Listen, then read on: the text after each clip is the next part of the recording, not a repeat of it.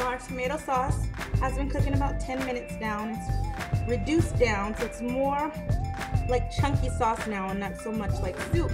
Now these final ingredients that we add to this sauce are more to taste. I like a little sweeter sauce, so I'm gonna use more sugar. Feel free to use less. You can start it off like I'm making it now, and then the next time you'll be able to judge whether or not you like it sweeter, a little bit more bitter, a little saltier. Now that's all to your taste. So I'm gonna add to this 2 tablespoons of sugar. Mix that right on in. I know a lot of you are thinking, what, sugar? But yes, sugar. It's actually very important. If you leave it out, it is not very good. It's a very bitter taste because the oregano is very bitter. I'm gonna add a teaspoon of black pepper.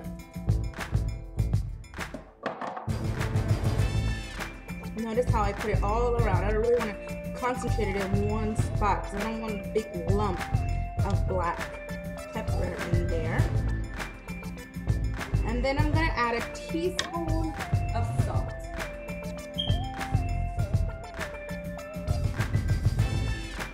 Now salt is one of those things where you just kind of have to taste it to know.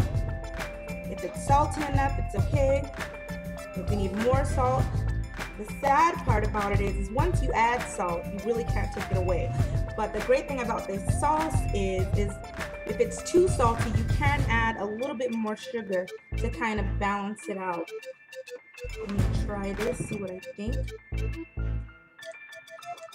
Yeah, see, I actually need more sugar. Not because it's salty, it's because it's still a little bitter. So right now I'm probably sitting at 2 tablespoons and a teaspoon of sugar. But again, this is to taste. So the only way you'll know is to taste it and see how you like it. That's much better.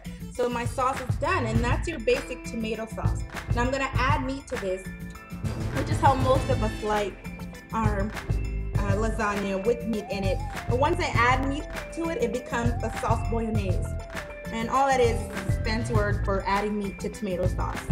So I'll put the meat in there, and then I'll take all the ingredients back over to my cutting board, and I'll show you how to layer your lasagna. We're gonna start to layer our lasagna now. Now I have my noodles. I have 9 pre-cooked lasagna noodles. I've got my sauce, and if you notice, I've added my meat to it. And I've got 3 cups of various cheeses. Now I have in here a sharp cheddar, mozzarella, and an Asiago cheese. So we're gonna start with a little bit of sauce, and this will keep it from sticking to the bottom. We're just gonna work that in all over the bottom there. And we're gonna layer. We're gonna take one of our noodles out. Try not to be difficult with me. And we're just gonna layer these. It's really, really, really simple. Now, if you wanted to be fancy and add maybe some ricotta or some mascarpone to your lasagna, this would be the layer that you added on. So after you put that on there, go ahead and layer that right on top, your ricotta, your mascarpone, whatever kind of creamy cheese, even your spinach, you would put it right on top of the noodle. And then we're just gonna add some cheese, just a little bit. And then we're gonna sauce it up.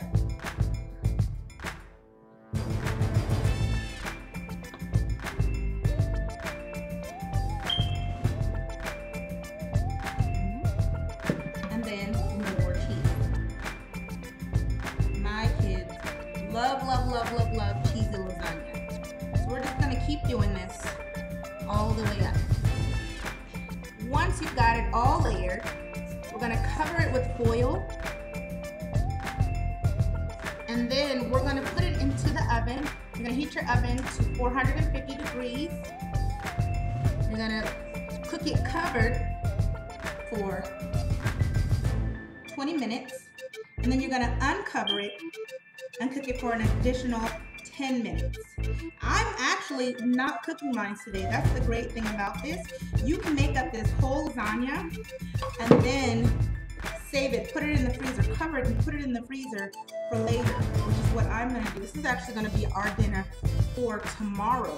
And that is one of the beautiful things about lasagna is that it does keep so well and it does make leftovers for a few days, so I don't have to worry about cooking again later on. Now I've got to this top layer here, and actually what I'm gonna do, I'm gonna put a little cheese down, just a little bit, and then I'm gonna add the rest of my sauce.